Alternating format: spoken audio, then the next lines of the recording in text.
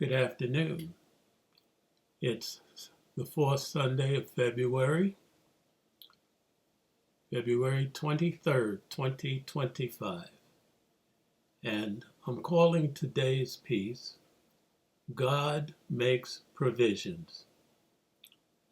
When we are at our wits' end and hope seems like an unknown quantity, God makes provisions.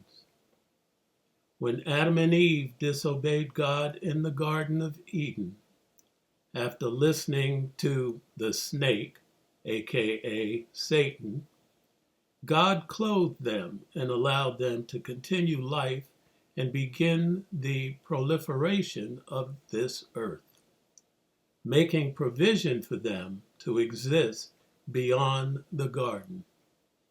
Kick them out of the garden? Yes. Abandoned them?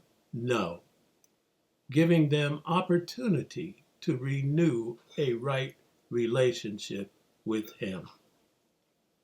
Skipping ahead several generations, we come to the time of Noah, when the people were enthralled in idol worship and narcissism, believing the influence of Satan, not heeding the warnings of God given by the men of God.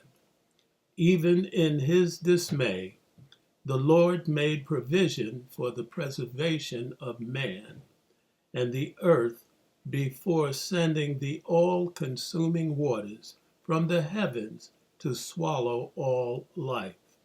He had Noah to build the ark and populate it with all things necessary to begin life anew on this planet. God made provisions. He provided a ram in the bush as a substitute sacrifice of Abraham's son Isaac.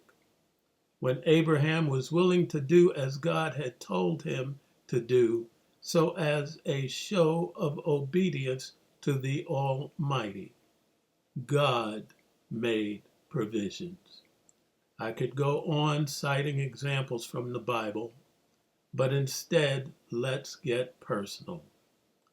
Do you feel your life going downhill? Not going the way you thought or wanted it to go at this stage of your existence? You're not alone. Many of us feel the same way. Some of us even feel that the only way up is to snuff out our candle, leaving our families to fend for themselves. But here's the thing. God has already made provisions for us, starting with the ongoing teachings and life of His only begotten Son, Jesus Christ.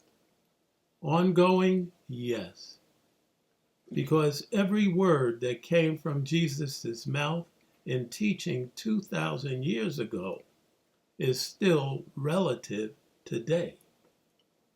If only we had all listened.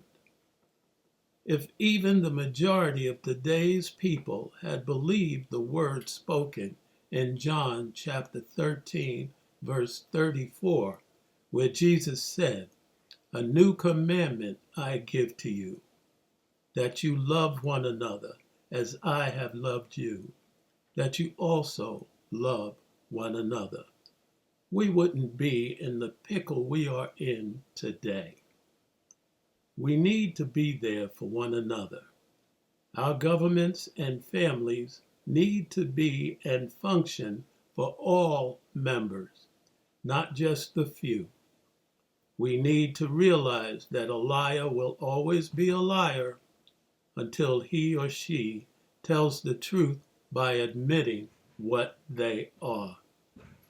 The truth of God is His provision for us here on this earth. Let's use it in our everyday lives, homes, and politics. Learn the lessons of the Old Testament and follow the teachings and tenets of Christ in the New Testament. If and when we do these things, we will be using the provisions that God has provided.